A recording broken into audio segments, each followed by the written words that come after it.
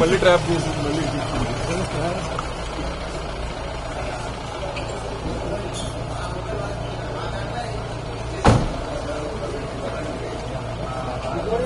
ఏంటి మస్తాన్ సాయిని ఇప్పుడే అరెస్ట్ చేసినట్టు తెలిసింది. ఏంటి ఏమని పెట్టారు కేసు?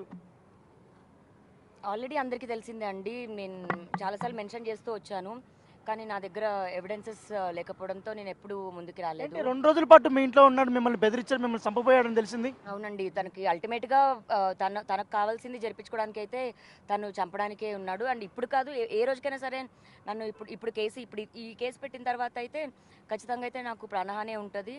ఏంటి మీ వీడియోలనా లేకపోతే ఇతర వీడియోలు ఉన్నాయనేసి మీరు కంప్లైంట్ ఇచ్చారా? దాదాపు ఒక 1500 to 2000 వీడియోస్ ఉన్నాయండి.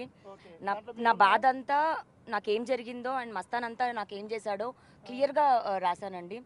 ఇంకా పోలీసుల పైన నమ్మకంతో మన న్యాయవ్యవస్థలో కూడా మీ మీద కేసులు అక్రమంగా పెట్టించాడు, డ్రగ్స్ కేసులో ఇరికిచ్చాడు అనేది నిజమేనా? మీరు కంప్లైంట్ రాశారా? మస్తాన్ సాయి నాకు అక్టోబర్ 2022లో పరిచయం అండి. ఆ రోజు నుంచి ఈ రోజు దాకా జరిగిందంతా నా పైన ఫ్యాబ్రికేటెడే.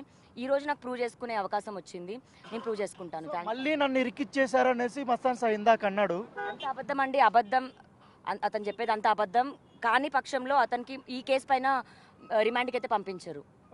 ఏంటి కాజా కూడా అరెస్ట్ అయ్యాడు, సుబాని హోటల్ ఆయనకి సంబంధించి. ఆయన 5గురు వచ్చారండి మరి మా ఇంటికి నా పైన దాడి చేయడానికి.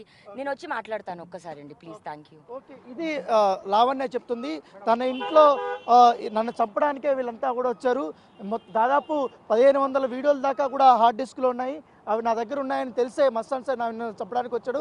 నన్ను ఎలాగ చంపేశాడు కాబట్టి నాలాగా వేరే అమ్మాయి ఎక్కడా కూడా ఇట్లా ఇబ్బంది పడకూడదు ఉద్దేశంతో నేను పోలీసులకి కంప్లైంట్ ఇచ్చాను. సో అన్ని ఆధారాలు కూడా పోలీసులకి సమర్పించారనేసి కూడా లావణ్య చెప్తున్నటువంటి పరిస్థితి ఏర్పడుతుంది. సో ఈ కేసులోనే మస్తాన్ సాయి ఇప్పుడు రిమాండ్కి వెళ్ళాడనేసి కూడా ఆమె చెప్తున్నటువంటి పరిస్థితి.